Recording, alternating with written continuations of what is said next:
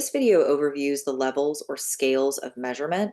So far, we've talked about variables and we talked about how we operationalize them, that we come up with a specific definition for how we're going to measure or assign different levels of a variable. So levels of measurement is a more specific set of terms that we use to help us identify appropriate statistical analyses, and it has to do with how much quantitative information we have. So if you think of our two broad categories of categorical and quantitative variables, we're going to just break it down and be more specific for the purpose of measurement. Now, if you think about the other disciplines, so biology, for example, you might have a tool that measures something very specifically, like the amount of chemical in a certain water supply. And so the levels of measurement are really important in psychology because we're often measuring psychological constructs, and we don't have ways to take your depression temperature. We can't measure depression easily. So we often use different ways to get at that information. So for our levels of measurement, we have 4 levels. We have nominal, ordinal, interval, and ratio. And when I ask you about levels of measurement or scales of measurement in lecture, this is specifically what I'm referring to. So the first level of measurement has the least amount of quantitative information. It has the least amount of numerical information, and that's nominal. Nom means name in Latin. So we're saying there's just a name, there's no meaningful number. You can think of hair color. You would identify somebody as having brown hair, black hair, auburn, whatever it is. Those are categories. It wouldn't make sense to you to say, oh, that person has hair color number 1. That just doesn't make sense. And you also can't rank it. There's not like an innate ranking to hair colors. Like we don't say, oh, yes, brown hair is the best hair. Next, we're going to add a little bit of quantitative information. We're going to go to ordinal. And if you think about ordered, ordinal, we're ranking our categories. So we have a name, but we're also ranking it. So there could be a number involved, but really we're talking about categories. We're not talking about a scale. So for example, for ordinal, you might look at class. So you all are freshmen, sophomore, juniors, seniors, and you can rank that. There's a natural ranking to it. People would know that if you're a sophomore, that you have more seniority than a freshman, that it's a higher level of education than a freshman. But the trick here is that there's not the same distance between those levels.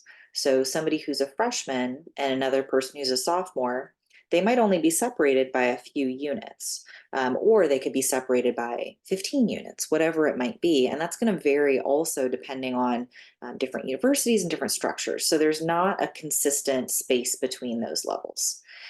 Next, we have interval. And we use interval a lot in psychology.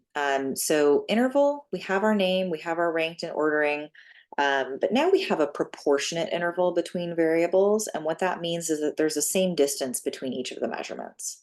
And I'm going to get into more detail with this, but the most frequent interval level of measurement that we use is often personality measures, Likert type scales, IQ measurements, things like that. Now, our highest level of measurement has the most quantitative information is ratio.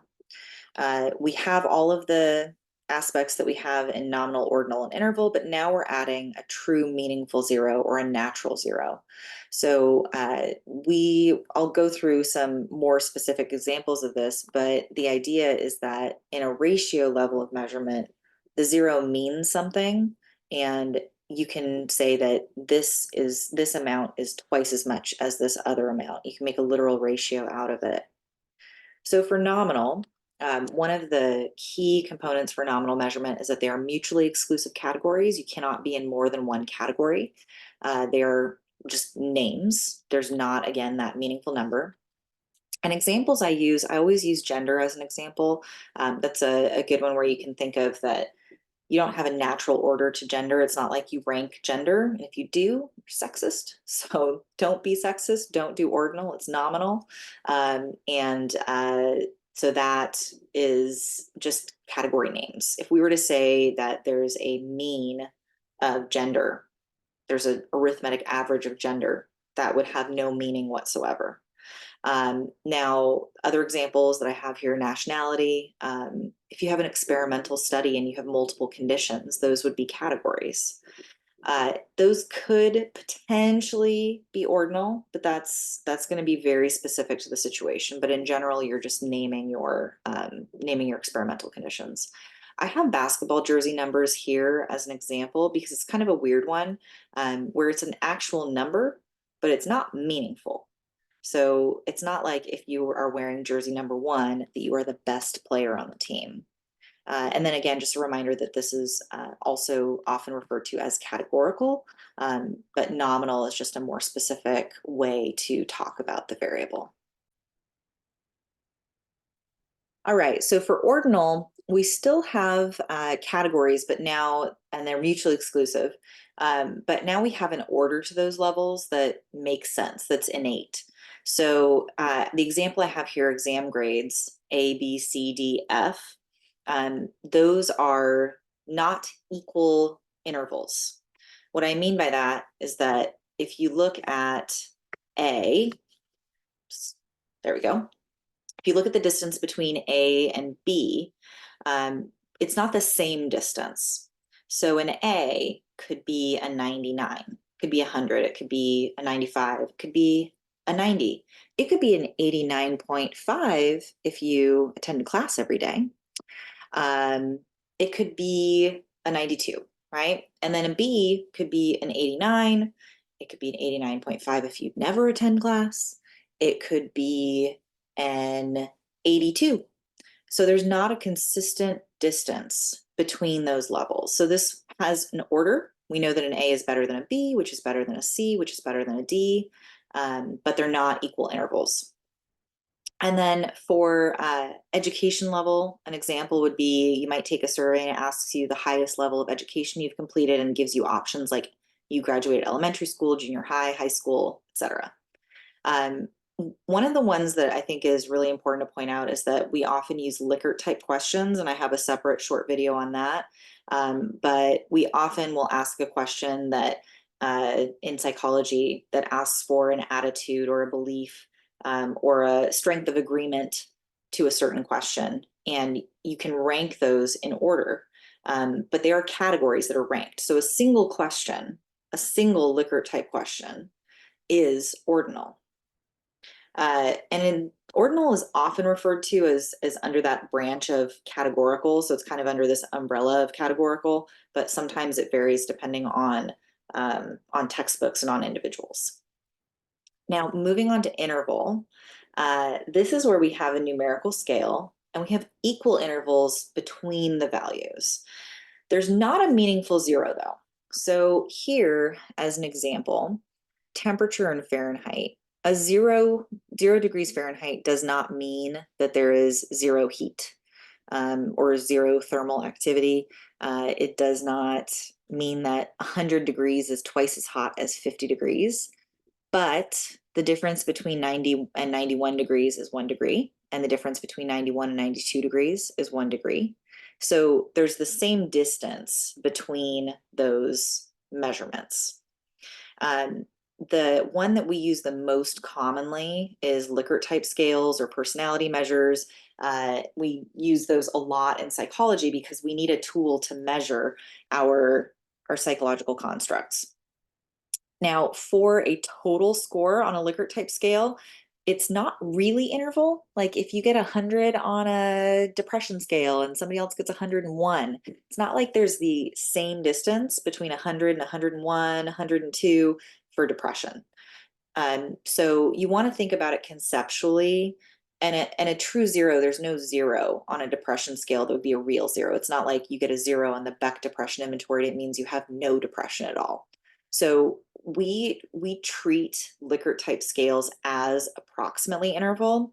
This is something that other fields sometimes have an issue with, but we treat them as approximately interval. So anytime I give you a Likert type scale total, or you calculate a total score for a Likert type scale, It is a number that you are creating, and it's an interval level of measurement. Now, our final level of measurement is ratio.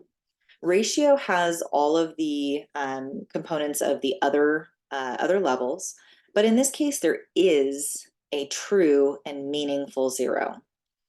So an example would be Kelvin, temperature in Kelvin. It's the absence of thermal energy, and so the zero is meaningful.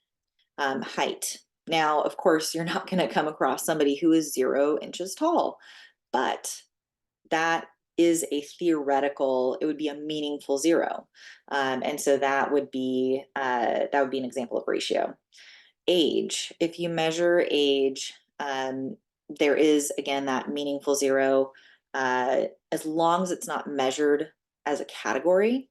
And so the key here is that age can be measured a lot of different ways depending on how you ask the question. You could actually ask age as a ordinal variable. A lot of people do that. They ask you to select the category for your age, but that's not as precise.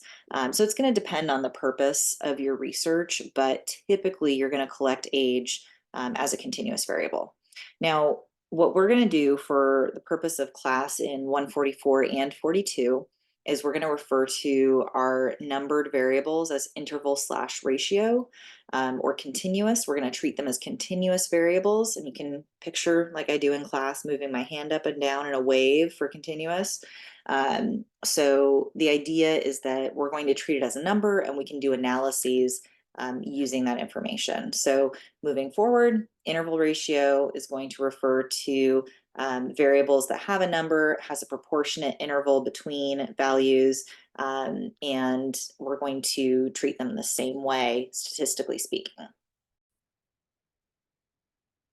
Now, one thing that's really important to know is what analyses are appropriate. And so I'm just going to review descriptive statistics that you can use based on the level of measurement.